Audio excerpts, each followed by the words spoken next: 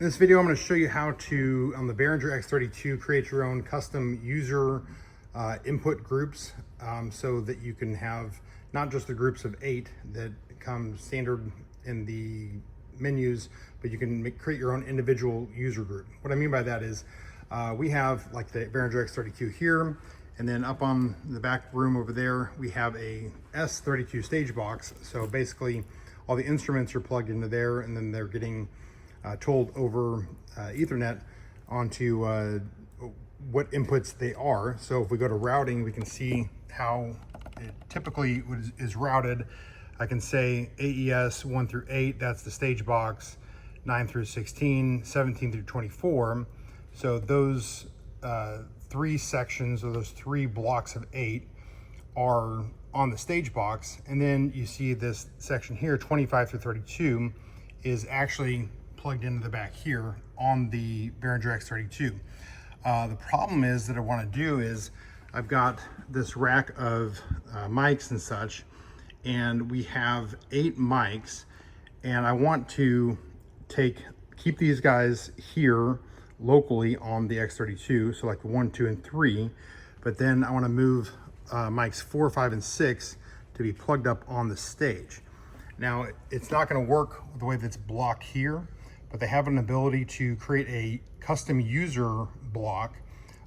So we can go to do that. You can tell it exactly what channels you want. So going back, how we get there to begin. So we're actually at the home, and then we're going to go to actually it's routing.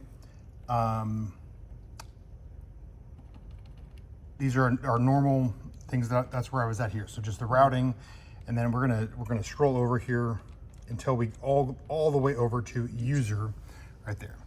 So once we're on the user, we can say I want to create a local one. So Robert, go ahead and do what you were doing so we can kind of see what it is. So since our microphones start on channel 25 through 32, I went to input 25 through 32, and then we want to keep microphones 1, 2, and 3 local on the board. So I selected in 25, 26, 27, and then microphones 4, 5, 6, channels 28, 29, 30, coming from the stage box. So A, 28, 29, 30. And then our last 2 microphones, channel 31 and 32, local on the board, in 31, in 32. So this is the way that our user group is configured. Yeah, and so in order to see that and to tell this channel exactly which input you want it to be plugged into, if we go to home and then we arrow over to config, this is where you'll select it here in this source right here. So we can have like 25, 26, 27, that's our local one, but then we're going to want to turn the 3 local mics on the board itself.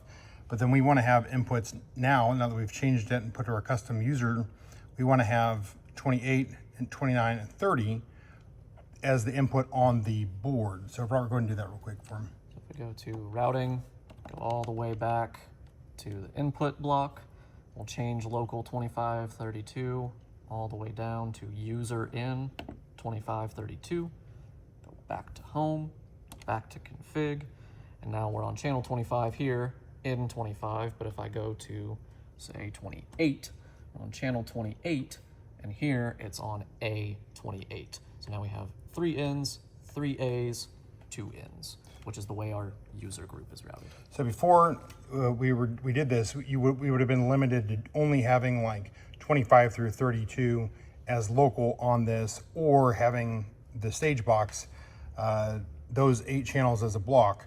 But when you create the custom block, you're able to tell it whatever you wanted. You could tell whatever inputs you want to be in that custom one. So hopefully this is helpful to somebody out there that's trying to figure out how to do a custom routing of the channels, the actual inputs on the Behringer X32 and a stage box.